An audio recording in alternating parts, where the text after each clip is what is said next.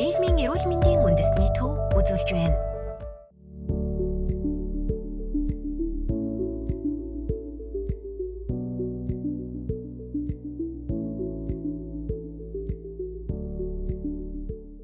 Ер нь бол вакцины үйлдвэрлэл гэдэг чинь бол тусдаа өөр салбар.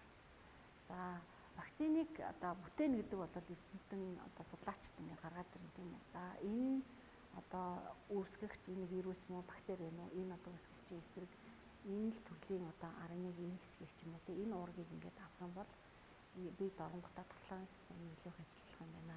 Т-лимфоцит юм уу, Б-лимфоцит гэдэг ингээд тахлааны сүдээдгч тийм үү.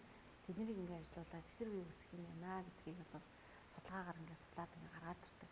За судалгаагаар гаргаж ирээд вакцины технологиг боловсруулад за технологи боловсруулсны дараа үйлдвэрлэл явагдана. За үйлдвэрлэл явагдана гэдэг бол тодорхой хэмжээнд мэдээж хэрэг хүний бие махбодод оруулах гэж байгаа учраас аюулгүй байдлыг маш сайн хангасан байх хэрэгтэй. Одоо үйлдвэр болгон үйлдвэрлэлийн сайн дадал буюу сайн дадал гэдгийг нэвтрүүлсэн байх шаардлагатай. Жишээлбэл эний үйлдвэр тавигдах шаардлага, одоо вакцины үйлдвэр тавигдах шаардлага, биобэлтгэл тавигдах шаардлага гэдэг олон шаардлагууд байдаг. Энэ шаардлагуудыг хангасан үйлдвэрлэлийг явуулна гэхээр тэр бол түүхийн эдээсээ эхсүүлээд завсрын бүтээгдэхүүн дараад нь юу хүртлээрээ эцсийн бүтээгдэхүүн гарan гартлаараа маш өндөр хяналтын дор явагддаг. Хяналт шалгалтын дор явагдах нь юм. Байнга тэр бүтээгдэхүүний шинжилгээ авч үзэх нь байна. Вакцины одоо идэвхтэй шалгах нь байна. Вакцины гараад ирэхээр энэ одоо вакцин чинь эхлээд үр дүнтэй, үйлчлэгтэй байна уу гэдгийг эсийн өсгөрийн төвшөнд үзэж болно. Эсвэл амьтанд туршиж болно.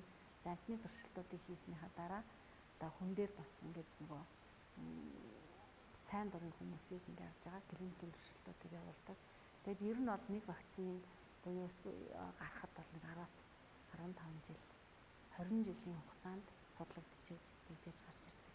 Энэ хугацаанд хүнд эрсдэл үүсэж болох, аюул үүсэж болох бүхэл эрсдлүүдийг бүгдээрингийн алга болгосон байдаг. Тэгжээж вакцины авчирдаг. Нийгмийн эрүүл мэндийн үндэсний төв